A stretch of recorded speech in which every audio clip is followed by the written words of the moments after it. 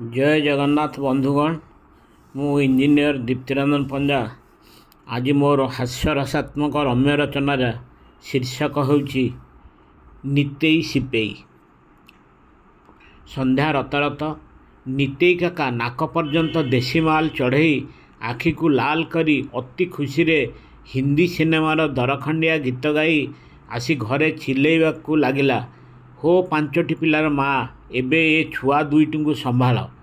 नितेई काका ओरफ नित्यानंद पाइक राय ओरफ नितेई सिपेयर कथा को प्रथमे ठीक भावे बुझी न पारी तार पत्नी बेंगलता ओरफ बेंगी रोषेईशालू बाहरी गुरस्तर कांध उपरे दीटा कुकुर छुआ बसीथिबार देखी तार राग पंचम को उठी जाइथिला। बेंगी तार अंडीरा चंडी रूप को प्रकट कराई तार फटा माइक स्वर रे घर को कंपई चित्कार कला, हईरे अल्पैसा तीनोटी पिलार बापा साधा सिपेईटीए होई सबुबले मते कौन अति खुशी रे पांचटी पिलार माँ बोली संबोधन करुचु। पुणी आज कौ प्रेम रे दुईटा कुकुर छुआ को कांधे बसई मते संभालिया कहूचु। दी जन लोक को चलैबार ताकत नहीं, से निशा खाई हिंदी गीतर सुर चलछि नहीं। बेंगीर चित्कार एवं से तीनोटी पिलार बापा बोली तार स्वीकारोक्ति शुणी नितेई काकार निशा पूरापूरी ठंडा पड़ जाता एवं से स्वाभाविक अवस्था को आसिया परे तार आज दिनर पूर्व घटना सब मन पड़ जाता। सकाले बासी पखाल सांग को लुणी मरुआ सुखुआ पोड़ा खाई 9:30 बेले ऑफिस रे पहुँची जाई सबुदिन परी कुकुर रखा जाइथिबा कोठरी को जाइथिला। नितेई काका एसपी ऑफिसर हेड कनेस्टेबल बयस 55 पाखापाखि ऑफिस चपरास ठारू आरंभ करी बड़ बाबू पर्यंत समस्ते नित्यानंद को नितेई काका बोली संबोधन करती। नित्यानंद टिके अधिक वयस्क होइथिबारु ताकू चोर कि दागी मान को धरिया काम रे दायित्व न देई एसपी साहेब केवल चोर धरिया पई थिबा बिलाती कुतीर रक्षणाबेक्षण दायित्व देइछथि। से बिलाती कुती जुली एते उद्धत जे नितेई काकार अनुपस्थिति अन्य मानक नाकेदम करे। तेणु बिलाती कुती जुलीर खाइबा पीवा ठारू आरंभ करी ताकू गाधेइबा एपरिक पायखाना नवा पर्यंत सबु काम केवल नितेई काका करिथांती। एपरिक चोर धरा काम रे पुलिस गाड़ी रे जुली को धरी नितेई काका जाती। नितेई काका सबुदिन परी जुली एवं 15 दिन तले से जन्म करथिबा दुईटा अंडीरा कुकुर छुआंकर पायखाना एवं खाइबा काम सारी से एसपी स्टेनो को डकरा पाई तांकर रूम रे पहुँचते। एसपी स्टेनो नितेई काका को गोटे कागज धरे दी ताठारू दस्तखत नहीं। कागजटा कौन बोली पचारियारू स्टेनो बाबू सेटा नितेई काकार निलंबन आदेश बोली कहिथिले। सेई कागज रे नितेई काका को कफियत मगा जाइथिला। ता सहित से तार काम ठीक रूप से तुलाई नथियारू ताकू निलंबन करा जाइथिला बोली दर्शा जाइथिला। नितेई काका निलंबन आदेश पाइला पर खूब रागी जाइथिला एवं मने मने ताकू काम रे खिलाफ करिथिबा दोष रे निलंबन करिथिबा बड़ हाकिम अर्थात एसपी को बहुत गाली करथिला।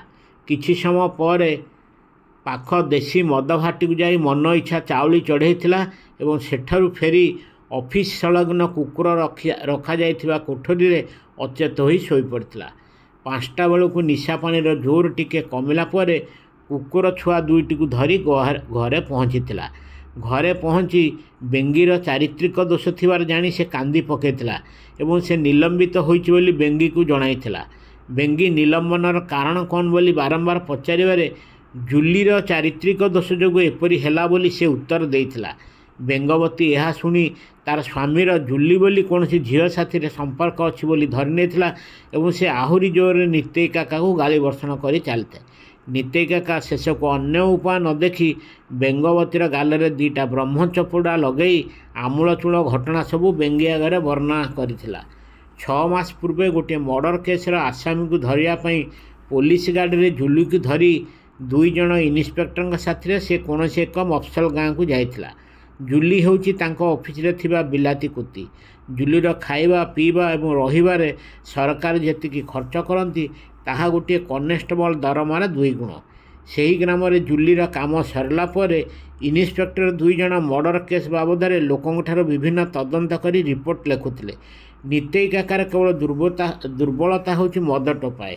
ଇନ୍ସପେକ୍ଟର 2 ଜଣ ବ୍ୟସ୍ତ ଥିବା ସମୟରେ ସେ ଅଳ୍ପ ସମୟ ପାଇଁ ଜୁଲିକୁ ଛାଡ଼ି ଗାଁରେ ମିଳୁଥିବା ଦେଶୀ ମଦ ଭାଟିକୁ ଚାଲି ଯାଇଥିଲା। ଜୁଲି ତା'ର ମାଲିକର ଅନୁପସ୍ଥିତିରେ ସୁଯୋଗ ନେଇ ଗାଁରେ ବୁଲୁଥିବା ରୋଡ଼େସିଆନ୍ ମାନେ ରୋଡ଼ରେ ବୁଲୁଥିବା ଅର୍ଥାତ୍ ବୁଲା କୁକୁର ସାଥିରେ ଟିକେ ମଜଲିସରେ ମାତି ଯାଇଥିଲା। ନିତେଇ କାକା ଭାଟିରୁ ଫେରି ଜୁଲି ଅନୁପସ୍ଥିତ ଥିବା ଦେଖି ତା'ର ପିଳେଇ ପାଣି ହୋଇଯାଇଥିଲା। କିନ୍ତୁ ଭାଗ୍ୟ ଜୋର ଥିବାରୁ ସେ ଗାଁର ବୁଲା କୁକୁର ହାବୁଡ଼ରୁ ଜୁଲିକୁ ଛଡ଼ାଇ ଆଣି ନିର୍ଧୁମ ପିଟିଥିଲା। ସେହି ଗ୍ରାମରୁ ଫେରିବାର 2 ମାସ ପରେ ଜୁଲି ତା'ର ଡ୍ୟୁଟି କରିବାରେ ବାରମ୍ବାର ଅବହେଳା କରିବାରୁ ତା'ର ବୋଧେ ଦେହ ଖରାପ ଅଛି ବୋଲି ତାକୁ ପଶୁ ଡାକ୍ତରଙ୍କୁ ଦେଖାଯାଇଥିଲା। ପଶୁ ଡାକ୍ତର ବିଭିନ୍ନ ପରୀକ୍ଷା କରି ଜୁଲି ଗର୍ଭବତୀ ଅଛି ବୋଲି ଏସ୍ପିଙ୍କୁ ରିପୋର୍ଟ ଦେଇଥିଲେ। ଏସ୍ପି ଏହା ଶୁଣିବା କ୍ଷରେ ଭୀଷଣ ଭାବେ ରାଗି ଯାଇଥିଲେ। ଯେଉଁଠାରେ ଏସ୍ପିଙ୍କ ଅଫିସରେ ବିଲାତି କୁତି ଧର୍ଷଣର ଶିକାର ହେଲା, ସେଠାରେ ସେମାନେ ଲୋକଙ୍କର କ'ଣ ସୁରକ୍ଷା ଦେବେ? ଏସ୍ପି ଫାଇଲ ମଗାଇ ଏ ଘଟଣା କିପରି ଘଟିଲା ସବୁ ଯାଞ୍ଚ କରି 15 ଦିନ ଭିତରେ ତଦନ୍ତ ରିପୋର୍ଟ ଦେବା ପାଇଁ 2 ଜଣ ଇନ୍ସପେକ୍ଟରଙ୍କୁ ଦାୟିତ୍ୱ ଦେଲେ।